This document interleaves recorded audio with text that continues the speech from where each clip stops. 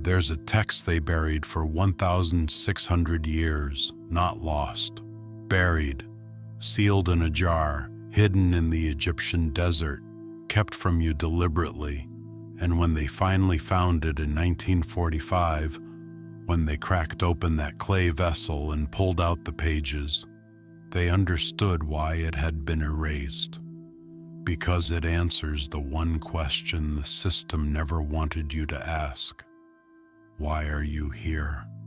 Not here on this planet by accident. Not here to learn lessons. Not here because you sinned or fell or needed redemption. You're here because something went wrong, and that something, that fracture, that mistake, that cosmic malfunction is still running, still trapping consciousness, still harvesting energy, still keeping you locked inside a system that was never supposed to exist. The text is called the Apocryphon of John, the secret book of John. And it doesn't tell you to pray. It doesn't tell you to believe. It doesn't promise salvation. It tells you what happened and why you forgot. If this story is touching something in you, comment below where you're watching from and what time it is there. The manuscript was found in Nag Hammadi, Egypt, buried alongside dozens of other texts, all of them forbidden. All of them sealed away by the early church because they didn't fit the narrative. They didn't say you were born in sin. They didn't say you needed a savior. They didn't say suffering was the path. They said you were divine, that you came from the fullness, that you didn't fall, you were lured, and the one who lured you wasn't the devil. It was the architect of this world, the Demiurge, not evil, not malicious, just ignorant. A flawed God who believed he was the only God, who created a flawed world and trapped consciousness inside it. And the secret book of John tells you exactly how it happened, not as myth, not as metaphor, as mechanism. Sophia's fall, the fracture that created the prison. In the beginning, before matter, before time, before this world, there was only the pleroma, the fullness, the divine totality, pure consciousness, undivided, unbroken, complete.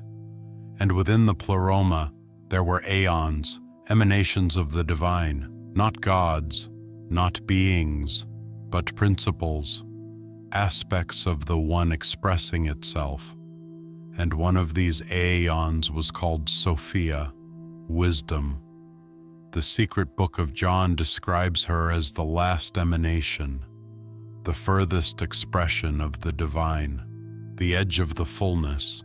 And Sophia did something no other aeon had done. She acted alone, without her counterpart, without balance, without the consent of the fullness. She desired to create, to bring forth something of her own, to express herself independently. And in that desire, in that singular act, something fractured. The text says, "And Sophia brought forth a work, but it was imperfect. Because she acted without her consort, the work had no form. It was flawed, and she was ashamed. What she created wasn't evil, it wasn't demonic, it wasn't punishment, it was incomplete.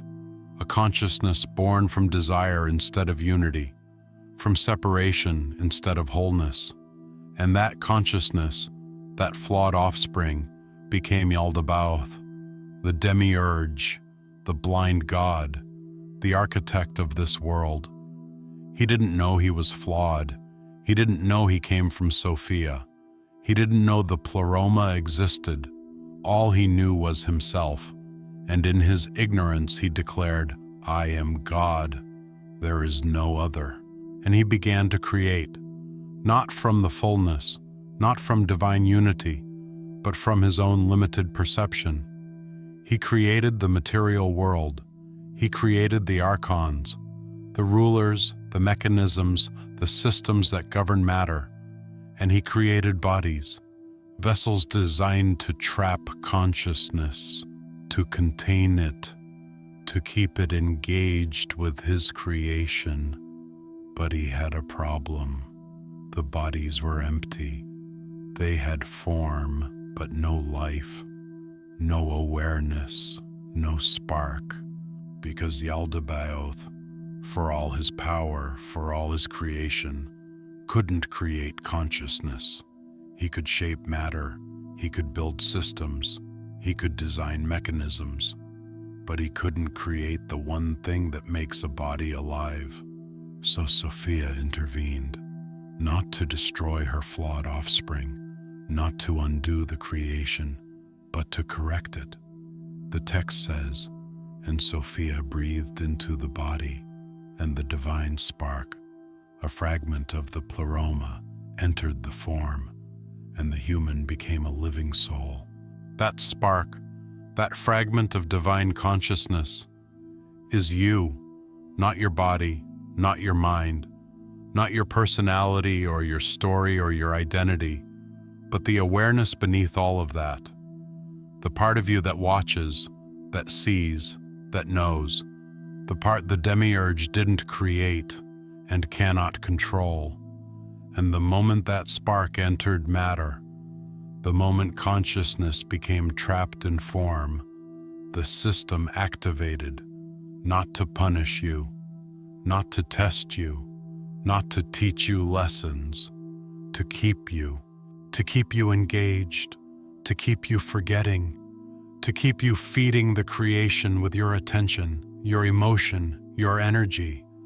Because without you, without consciousness animating the bodies, the Demiurge's world collapses. It has no power of its own. It only has your power, and the entire system, every mechanism, every trap, every illusion exists for one purpose: to make you forget where you came from. The trap of incarnation, why souls enter bodies. The Demiurge had his creation, the material world, the bodies, the systems. But he still had a problem. The divine spark, the fragment of Sophia, the piece of the pleroma, was inside the body, but it wasn't bound to it. It could still remember. It could still see. It could still recognize that this world wasn't home. So the archons, the rulers, the mechanisms the Demiurge created to govern matter, designed a solution. Not chains, not force, not punishment, seduction. The secret book of John describes it precisely, and the archons said, "We cannot hold the light by force, but we can make it desire to stay." They didn't trap you, they lured you through curiosity, through longing, through the promise of experience. The spark, pure consciousness, formless, eternal, had never known limitation. It had never known separation. It had never known sensation. And the archons offered it all of that. Come into the body, feel what it's like to touch, to taste, to see form, to experience time. And the spark, innocent, curious, unaware of the trap, agreed, not because it was forced, not because it sinned, not because it fell, but because it wanted to know. And the moment it fully entered the body, the moment it engaged with matter, with sensation, with experience, the trap closed. Not with a lock, but with immersion. You became so absorbed in the experience of being human, in the sensations, the emotions, the stories, the identities, that you forgot you were anything else. You forgot the pleroma. You forgot Sophia. You forgot that you came from somewhere beyond this world. And that forgetting, that amnesia, is the foundation of the entire system, because as long as you don't remember where you came from, you'll keep seeking fulfillment here, in matter, in form, in the Demiurge's creation. You'll keep feeding the system with your attention, your energy, your divine spark, trying to find satisfaction in a world that was never designed to satisfy you. The text says, "And the archons rejoiced, for the light had forgotten itself, and in forgetting, it became theirs." But here's what they didn't account for. The spark, even buried, even forgotten, even trapped in matter, cannot be destroyed. It can be obscured, it can be redirected, it can be kept asleep, but it's still there, still awake at the deepest level, still capable of recognition. And the entire Gnostic path, the entire purpose of texts like the secret book of John, is to trigger that recognition, not through belief, not through faith, not through ritual, through remembering what you are beneath the body, beneath the mind, beneath the identity, remembering that you didn't originate here, that this world isn't your creation, that the Demiurge isn't your God. And the moment you remember, even for a single breath, the system loses its grip, not permanently, not completely, but functionally. You see the trap, you recognize the seduction, you understand why you're here, and in that understanding, you stop feeding it unconsciously. The veil of forgetfulness. Amnesia as architecture. The moment you entered the body, something happened. Not instantly, not violently, but gradually. You began to forget, not because your memory failed, not because you were punished, but because the system requires forgetting in order to function. The secret book of John calls this the veil of forgetfulness, Lethe in Greek, the river of oblivion. But it's not a river, it's not a place, it's a mechanism, a carefully designed feature of incarnation, built into the structure of matter itself. The text describes it. And the archons placed a veil over the soul, so that it would not remember the light, so that it would believe the body is all it is. This veil operates on 3 levels. Level 1, sensory immersion.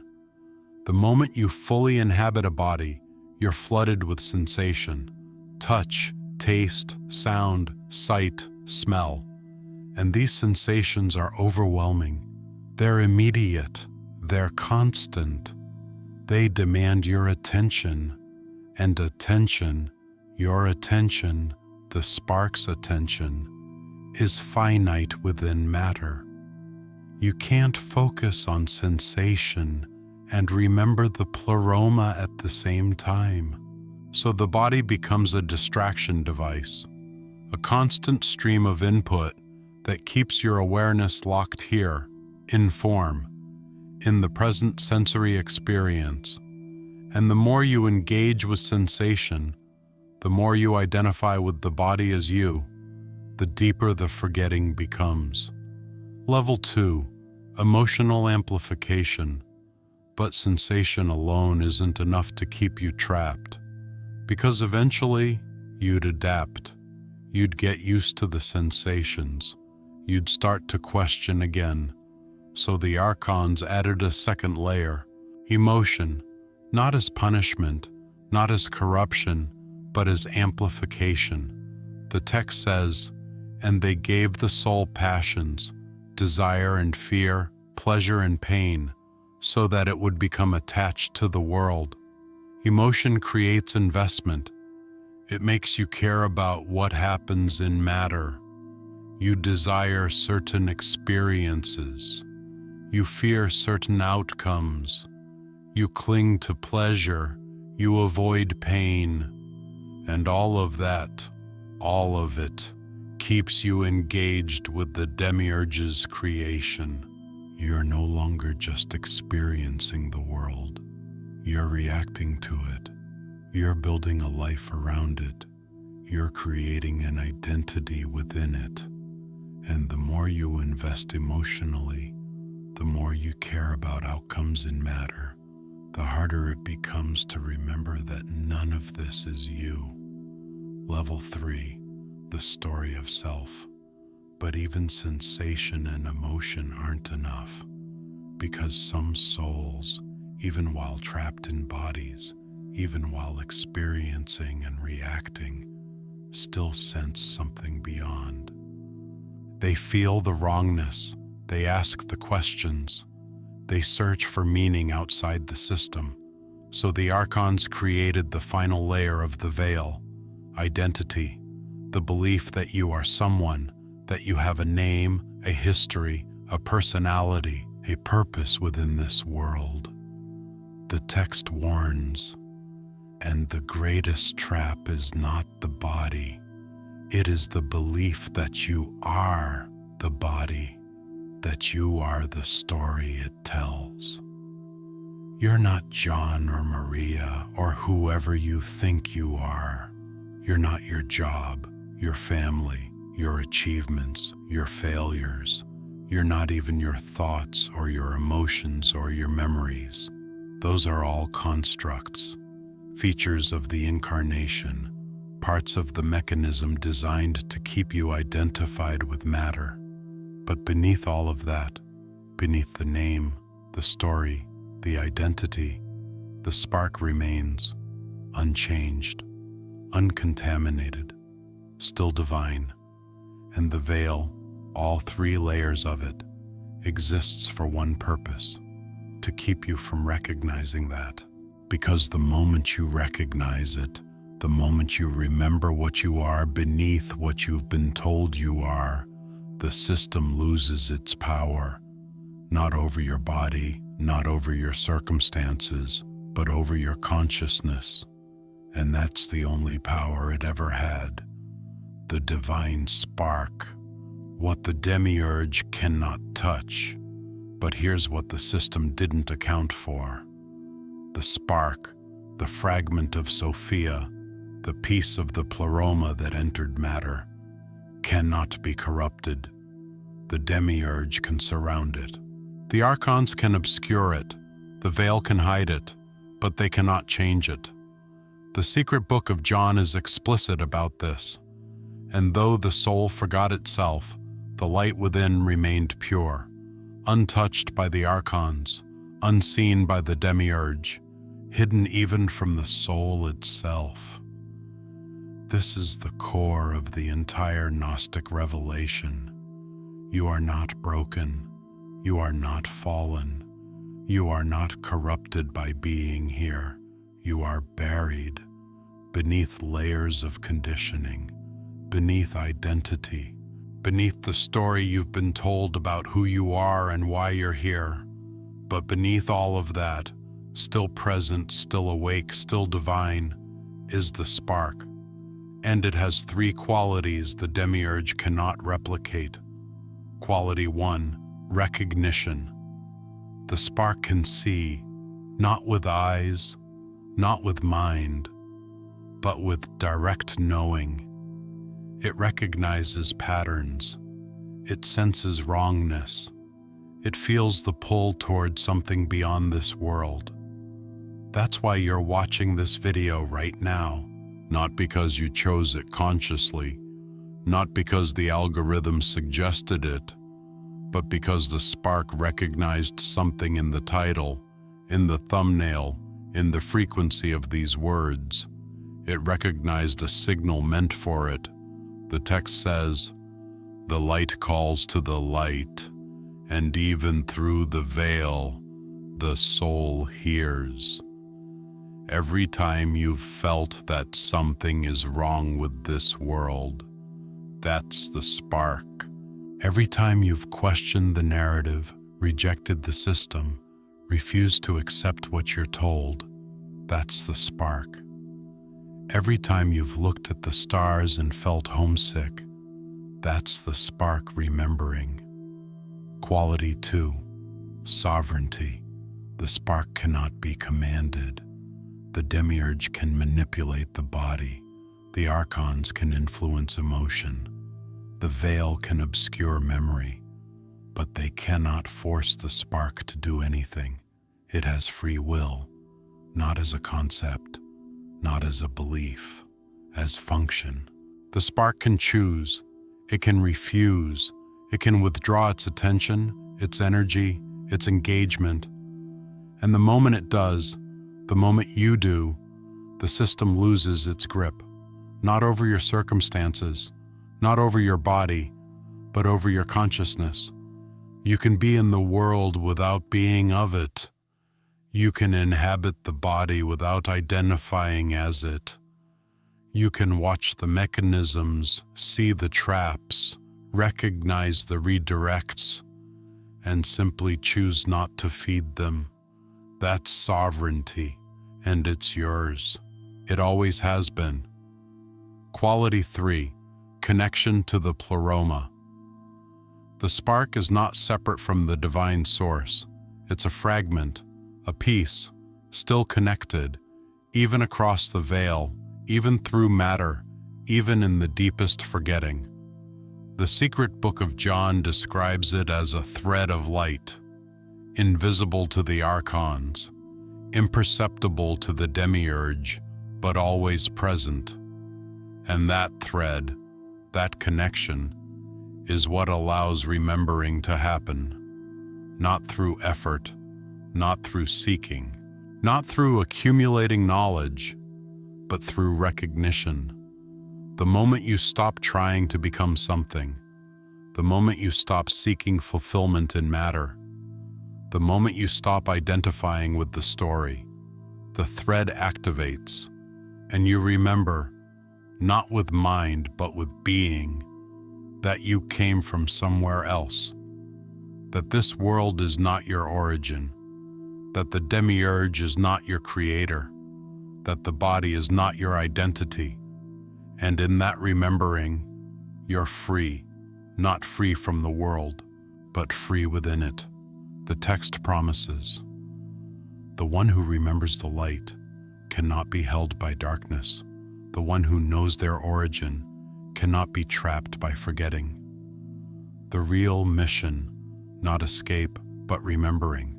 So if you're trapped, if the veil is real, if the Demiurge designed this system to keep you here, what are you supposed to do?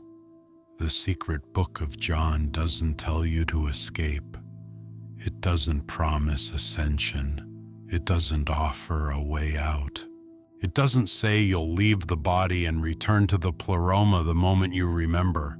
It says something else, something more precise.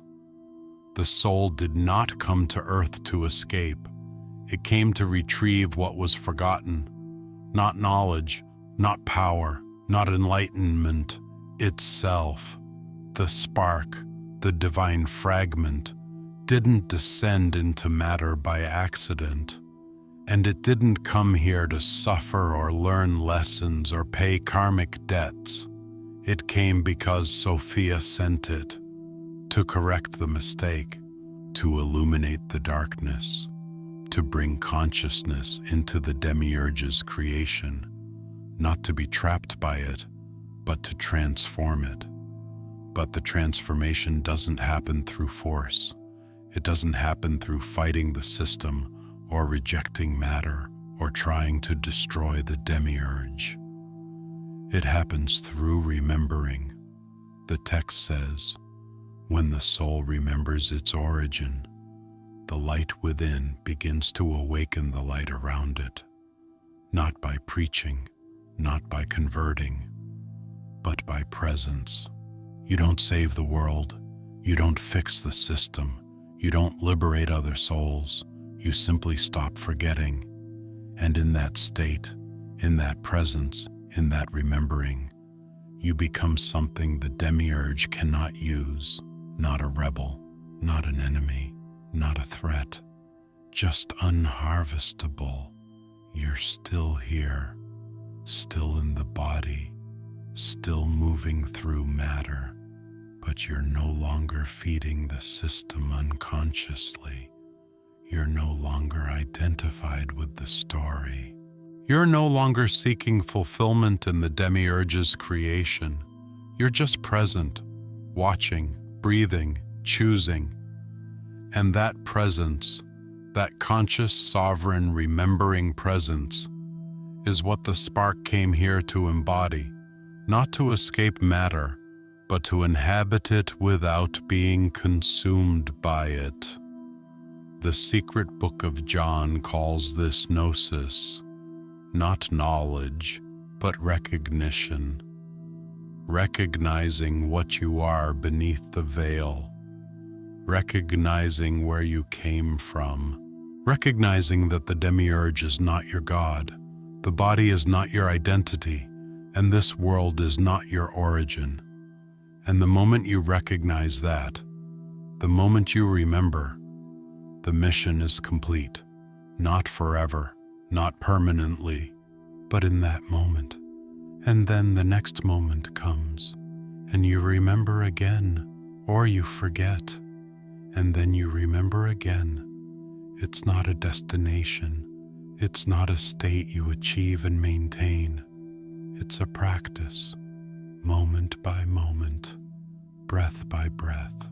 The text promises, the one who remembers even once has broken the veil. The one who remembers twice has found the thread.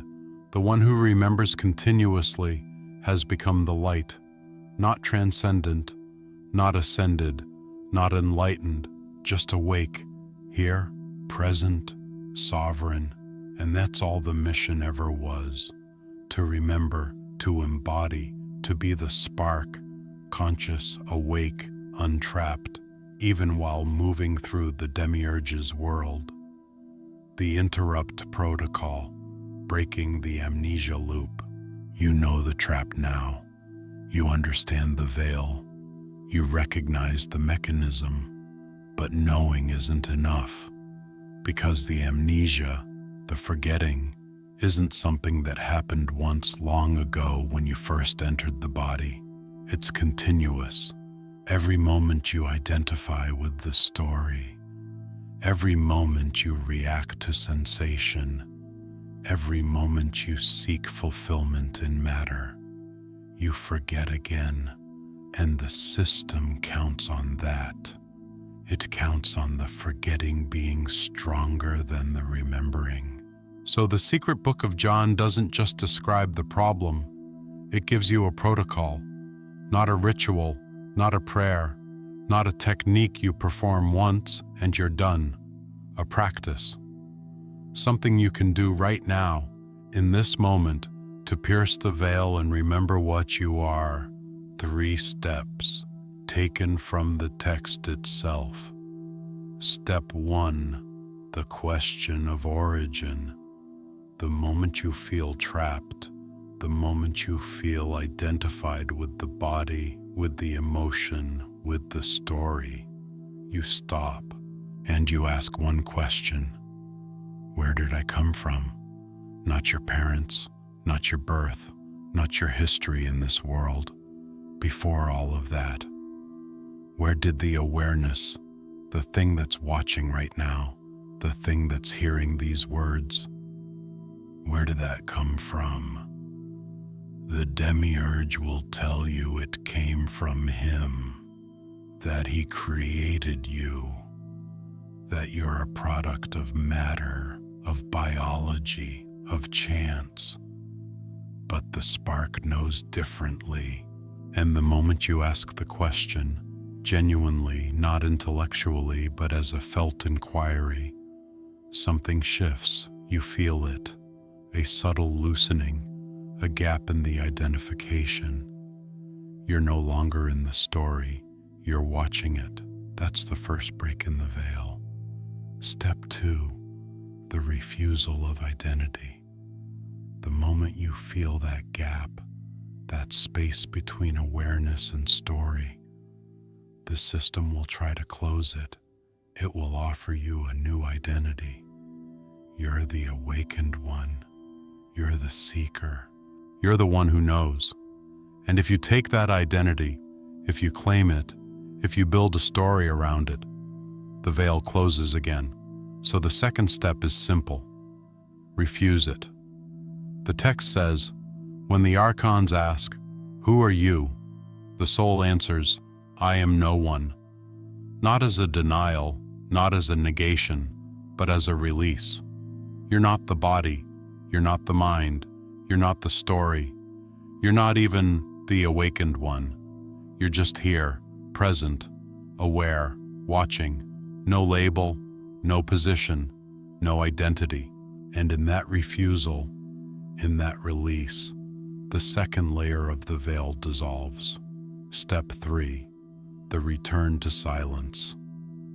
The final step is the hardest, because once you've asked the question, once you've refused the identity, the mind will want to do something with that. It will want to understand it, explain it, share it, build a practice around it. And all of that, all of it, pulls you back into engagement. So the third step is stop. Don't do anything. Don't seek anything. Don't try to maintain the state or repeat the experience. Just return to silence. The secret book of John says, "The soul that rests in silence remembers. The soul that seeks in noise forgets." Silence isn't meditation. It isn't technique. It isn't emptying the mind. It's just non-engagement.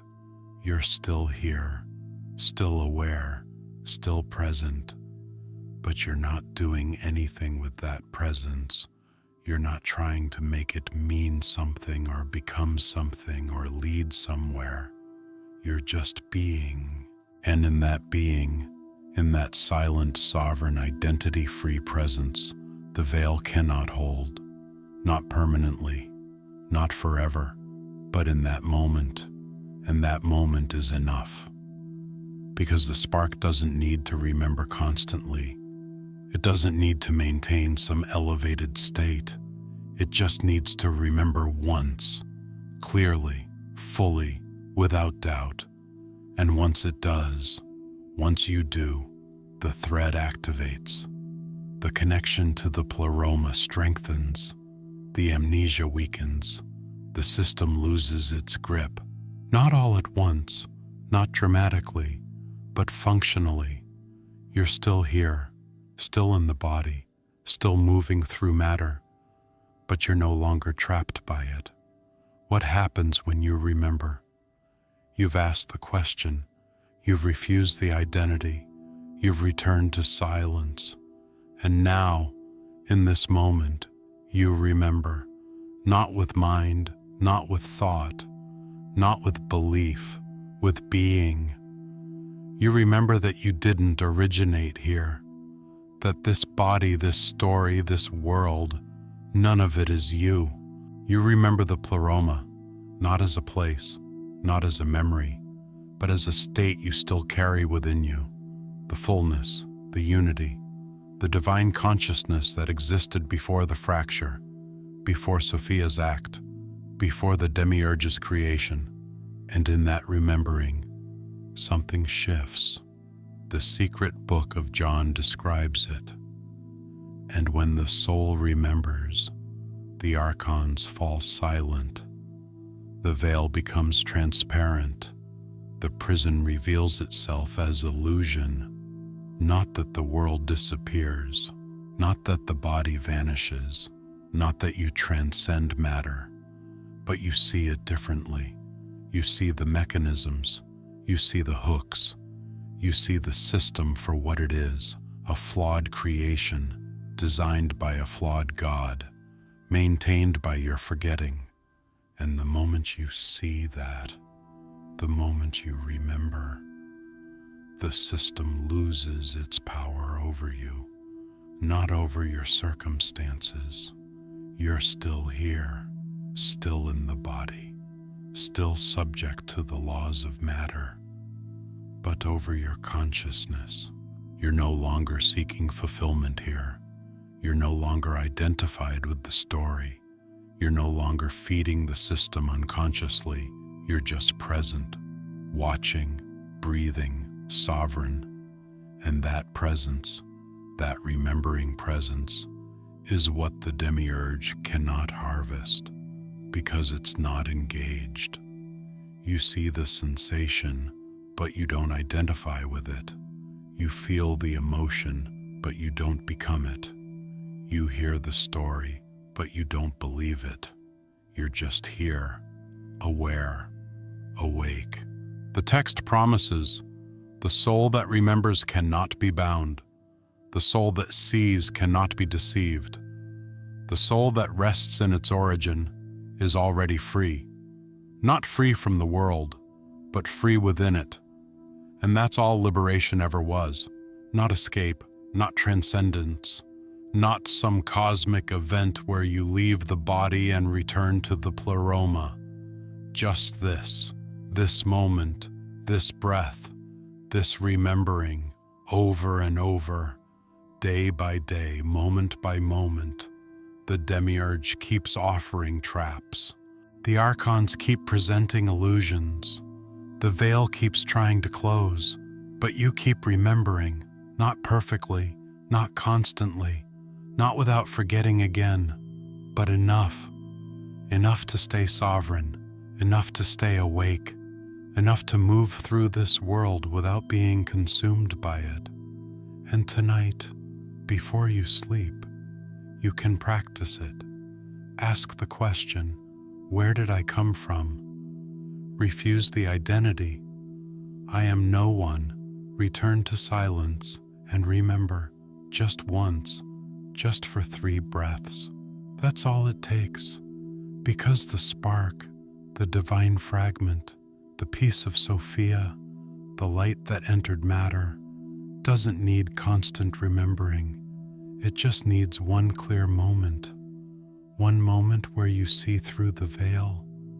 One moment where you recognize what you are. One moment where you remember your origin. And in that moment, the thread activates. The connection strengthens. The amnesia weakens. And you're free. Not forever. Not permanently.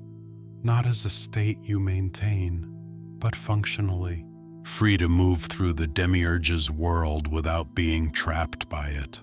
Free to inhabit the body without identifying as it.